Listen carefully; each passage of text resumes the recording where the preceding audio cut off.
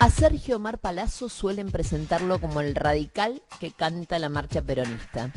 Pero más allá de chicanas, lo cierto es que es un sindicalista diferente. Mendocino, 57 años, es el líder de los bancarios desde hace una década. Fue cuando sucedió en ese cargo al histórico Juan José Zanola, que no se jubiló, sino que se fue detenido por la mafia de los medicamentos. Zanola había permanecido en el cargo durante 26 años. Por lo que se ve, mandatos largos son los que tienen los bancarios. Cuando Palazzo era conocido solo en su Guaymallén natal, era empleado del Banco de Mendoza. Muchos recordarán el triste destino de esta entidad bancaria provincial que terminó siendo privatizada en medio de un escándalo financiero en 1996. Fueron años vertiginosos en los que Palazzo fue uno de los protagonistas. Finalmente, 11 entidades bancarias se repartieron lo que quedaba del Banco Mendoza, entre ellos el Banco Nación. Pasó Palazzo así a ser empleado de este banco hasta la actualidad. Pero volviendo a aquellos primeros tiempos, los bancarios radicales mendocinos se unieron en un espacio llamado Causa Renovadora Bancaria. Allí fue donde comenzó a tallar Palazzo. Claro que aún no sabía que con el correr del tiempo compartiría afiche, voto y sindicato nada menos que con Zanola. Y eso sería el principio del cambio. Un cambio que primero tuvo la firma de un juez emblemático, Norberto Yervide, que lo mandó a Zanola a la sombra y lo hizo ascender a Palazzo al primer puesto de la bancaria. Un cambio que después, a pesar del oleaje kirchnerista, terminó de posicionarlo como un aliado de Hugo Moyano. Ambos estuvieron cerca y lejos de aquel oficialismo. Pero nuestro invitado de hoy no se caracterizó por ser un gremialista obediente y menos obsecuente. Todo lo contrario, hizo 15 paros durante el gobierno de Cristina en reclamo de que eximan a los bancarios del pago del impuesto a las ganancias. Hoy corren otros tiempos. Pasaron 4 años de una administración totalmente diferente y Sergio Palazzo cuenta con más experiencia, más nombre y más política encima. Hace 4 años no le dio ni un día de luna de miel a Macri. De hecho, conformó al día siguiente de que éste asumiera la presidencia, el 11 de diciembre de 2015, la Corriente Federal, un espacio sindical enfrentado al gobierno nacional. Hoy, sentado en el sillón de marcapasos, nos contará qué puede esperar el próximo presidente el día 11 de diciembre, es decir, dentro de 41 días. Muchas gracias por estar. No, gracias a vos. Primera vez que nos vemos y en realidad en el fondo somos casi conocidos porque hemos hecho me pasa muchísimo de tener miles de reportajes radiales y de golpe no haber visto nunca a la persona. Nos hemos peleado en los reportajes radiales. Obviamente, pero de más está decir, el que no se pelea conmigo no existe. Así que tenés un mérito. Bueno, tengo un mérito. De todas maneras te voy a hacer en público la pregunta que te hice en privado, que fue, ¿dónde está Zanola? Zanola está en su casa y está esperando la finalización del juicio. Creo que... ¿Pero qué está, con prisión domiciliaria? No, como pasó 2 años detenido sin sentencia. Sin sentencia por el pacto de San José de Costa Rica. Claro, lo que le va a pasar a Debido dentro de un par claro. de meses. Ah, no, cuando cumple 70. Claro, a los 2 años sin sentencia fue... le dieron, escarcelado. Escarcelado, exactamente. Perfecto. Era la pequeña pregunta. Ya vamos con vos, dame un minuto porque tengo un móvil con un colega que se llama Gustavo Segré y que quería charlar 2 minutos con él lo que está pasando en Brasil, que es terrible. Gustavo, ¿cómo estás tanto tiempo aquí? Queremos saber de tu vida. ¿Cómo estás? Gracias por aguardarnos, la realidad nos está llevando de tema a tema, pero la pregunta es muy concreta, Gustavo. ¿Qué está pasando con Lula? ¿Cómo puede ser que haya tenido que salir a defenderse de esa manera en la televisión, alegando cosas extrañas, pero en el fondo esta situación concreta en la cual hay un asesino que el mismo día que asesina a una concejal opositora pasa por la casa de Lula? De Bolsonaro. De Lula, de Bolsonaro, perdón, yo me equivoqué de Bolsonaro. Sí, de Bolsonaro. De Bolsonaro. Te equivocaste de presidente. Sí, exactamente. De presidente y del presidente. Pobre. Sí, mira, Nancy, buenas noches. Buenas noches a todos y gracias por la invitación. Vos sabés que el tema es así. Hay una disputa muy grande entre la TV Globo con Bolsonaro, porque Bolsonaro cuando asume le saca toda la pauta publicitaria a todas las televisiones, pero la que más sufrió es Globo. Entonces Globo comienza a pelearse con el presidente Bolsonaro y menciona en uno de los noticieros de más audiencia de Brasil que el asesino de Marielli había pasado por el condominio, por el barrio cerrado donde vivía Bolsonaro, y que había sido Bolsonaro el que había autorizado la entrada de este señor al lugar. Bueno, lo cierto es que después se comprobó, Bolsonaro no estaba en ese sitio, estaba en otra ciudad, inclusive en Brasilia, en aquel momento era diputado federal, nacional, y además hubo un cambio probablemente accidental por parte de quien hizo la nota. La casa de Bolsonaro era número 58 y la casa de uno de los investigados de este asesinato era la casa número 65. El Ministerio Público está investigando, pero a priori desconsideró esta mención del portero de este lugar porque no tenía cómo vincular a Bolsonaro en un lugar que él claramente no estaba. Pero qué locura, sí, más allá de que no estuviera él, digamos, se supone, me dio gracia también dentro de las explicaciones que decía, en realidad estaba mi esposa y ella no tiene autorización para recibir a ningún hombre, ninguna persona de sexo masculino si yo no estoy, digamos, un machirulo de aquellos. Es Bolsonaro. Sí, ese es Bolsonaro, es Bolsonaro. Es coherente, los últimos 30 años hizo lo mismo y lo sigue haciendo a pesar de ser el presidente de la República. Y decime, ¿cómo se tomó en Brasil, por lo menos para la opinión pública, todo este ida y vuelta que hubo de tweets y de comparaciones entre el hijo de Bolsonaro y el hijo de Alberto Fernández, más allá de las declaraciones de Bolsonaro que realmente fueron contestadas por la Cancillería Argentina, para mi gusto en un tono bastante diplomático? Tendría que haberse metido en el medio, me parece a mí, el propio presidente Macri, ¿no? O sea, si quiere irse como estadista por la puerta grande, por lo menos a nivel internacional, los brasileros no se dejan ningunear así. La verdad que Macri tendría que haber salido con todo a defender, digamos, la elección del pueblo argentino, porque lo terrible de las palabras de Bolsonaro es que en realidad se pelea con el voto argentino.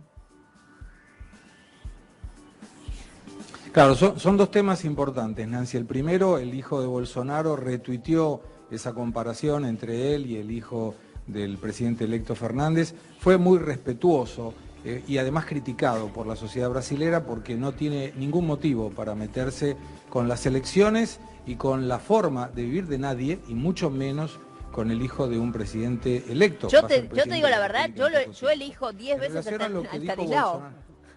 Yo elijo a Estanislao. En esa comparación, un señor con armas. No tengas dudas. Además, armado, claro. No, y es irrespetuoso el tratarse así, comparar, si bien no fue él el generador del tuit, al darle retweet a un tuit que los comparaba, cometió realmente un error de ser irrespetuoso con el hijo de una persona que va a ser el presidente de la República Argentina. En relación a Bolsonaro, yo creo que cometió la imprudencia de dirigirle una recomendación negativa a los electores de Argentina, y esto fue en devolución, Nancy, a otra imprudencia, con mi humilde forma de ver, que cometió en aquel momento Alberto Fernández al pedir la libertad de Lula, porque de la misma manera que Bolsonaro no debía entrometerse en una cuestión electoral de Argentina, Alberto Fernández no debería entrometerse en una cuestión judicial de Brasil, donde además Bolsonaro no tiene nada que ver, porque Lula no está preso por una determinación del Poder Ejecutivo. En Brasil hay una clara independencia del Poder Judicial y el Poder Ejecutivo, y Lula está preso por una determinación judicial, no del presidente Bolsonaro. Pero de cualquier manera, como bien decías, hubo una observación de... Decime, perdón. No, queda claro, digo, eso queda claro, digamos, lo cual en realidad está generando que uno tenga como pánico a las relaciones, porque convengamos que Brasil para nosotros es fundamental en términos de relación comercial internacional, ¿no? Yo creo que ahí está el tema. Brasil tiene mucho miedo, el mercado brasilero y por supuesto el gobierno brasilero, de que quien mande en la República Argentina no sea Alberto Fernández y sí sea Cristina Fernández. Y esto no tiene que ver con una cuestión ideológica.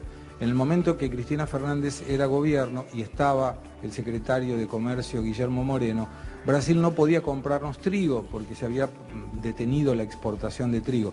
Y por otro lado también existían las de JAI, que todo indica volverán probablemente con otro nombre, que imposibilitaba la exportación de Brasil de productos hacia Argentina. Por último, y más grave, era que el Banco Central, como existía el cepo de Argentina, no le pagaba algo así como 3.600 millones de dólares que los importadores argentinos les debían a los exportadores brasileños. Entonces, ya nos metemos, este es el temor que tiene el mercado, por supuesto.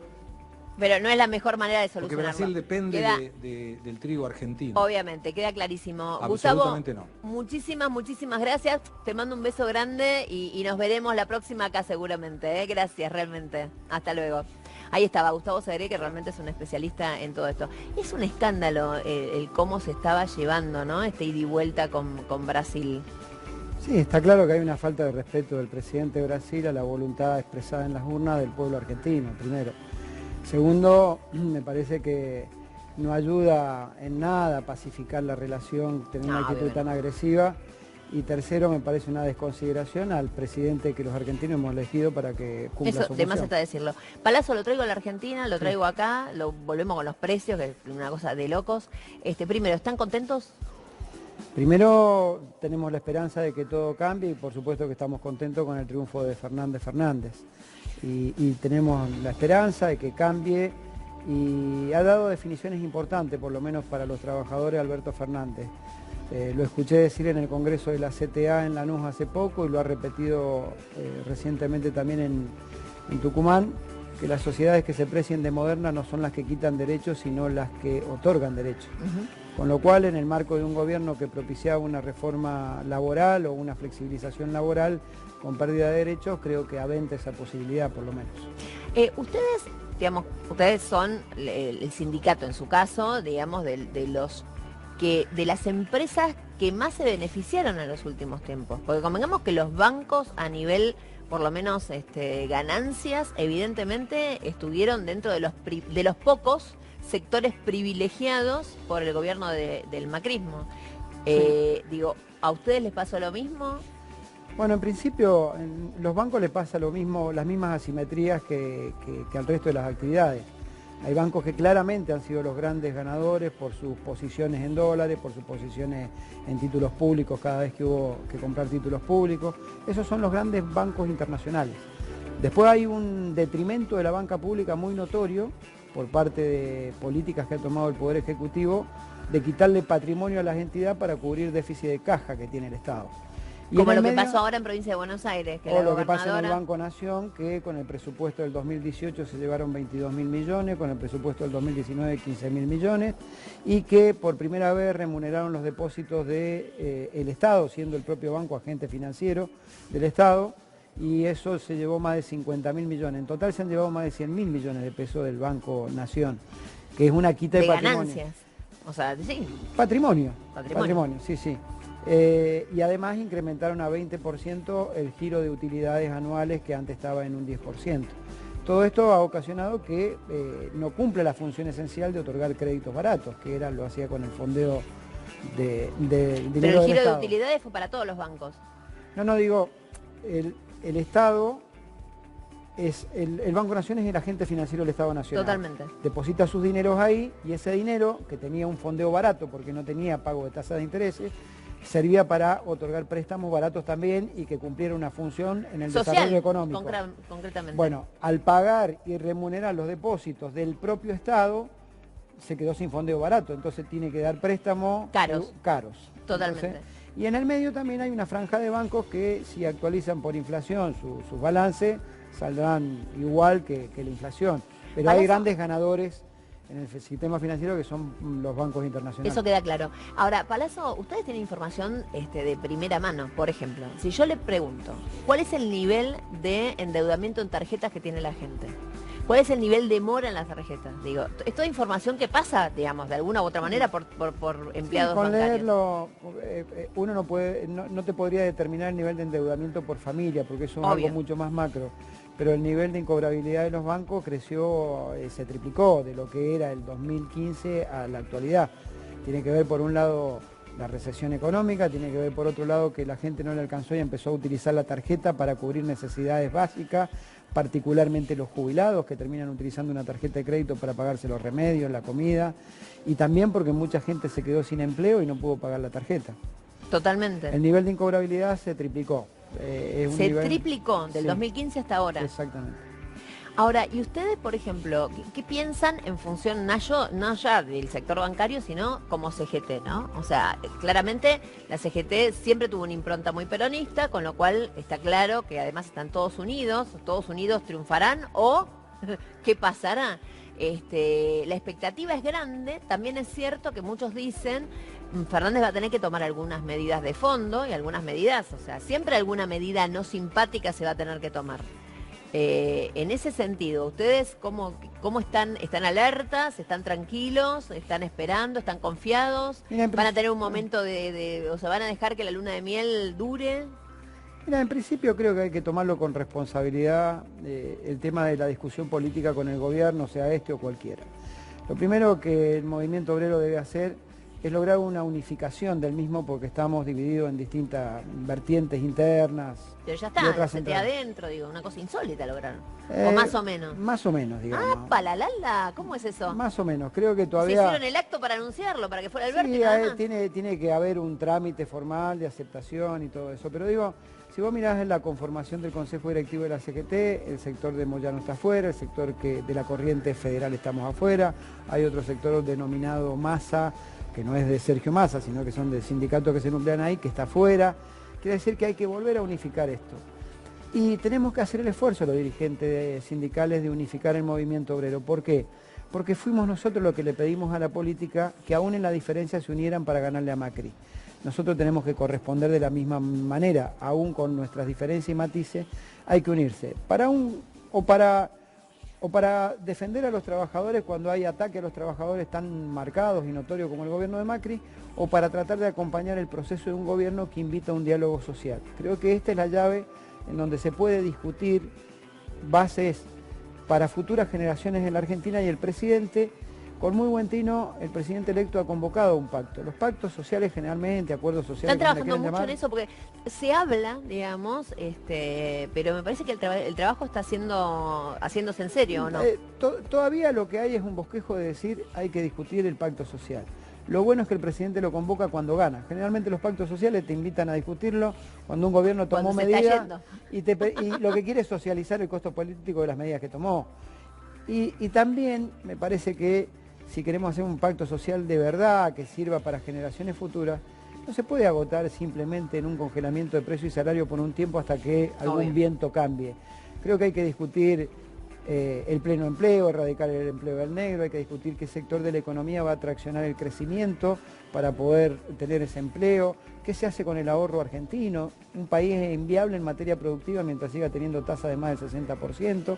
También, sí, el gran tema ahora también claro, es en qué vamos a ahorrar los argentinos, ¿no? Porque en dólares claramente, o sea, sí, $200 por mes. O 100, si es en efectivo. O 100 en efectivo. Pero lo concreto es que nosotros estamos hablando de cómo ahorrar y la gente está pensando, estoy pensando, Sí. ¿no? En No, este momento, sí, por supuesto. el viernes anterior a las elecciones, estaban aquellos que salían corriendo a comprar dólares y aquellos que salían corriendo a comprar una lata de tomate, porque esta es la realidad. Esta es la realidad de este y te momento. la sacaban del supermercado porque no había precio. Entonces trataban de que no hubiera. Mirá, previo al pacto social yo siempre digo que hay que establecer una tregua, y esa tregua es devolverle la tregua comida. No es esta, mirá No, lo que estoy diciendo es devolverle la comida a la gente que la perdió, devolverle los medicamentos a mucha gente que no puede sanarse, y a su vez tratar de poner en un pie de equilibrio a los sectores más desprotegidos que quedaron muy desfasados de la inflación. Con esas tranquilidades creo que se puede avanzar en la discusión de un pacto o un acuerdo social que establezca pautas claras independientemente de los gobiernos que asuman para generaciones futuras, y para que la mercancía electoral no sea la propuesta casi indecente cuando te mienten en la cara de decirte que no vas a pagar ganancia, que vas hacia pobreza cero, y puedo seguir enumerando un largo listado, ¿no? Obviamente, pero ya está. La verdad, miremos para adelante, Sí, veamos seguro. de qué se trata y vemos. A mí la verdad, me encanta hablar de temas, digamos, de temas profundos para adelante.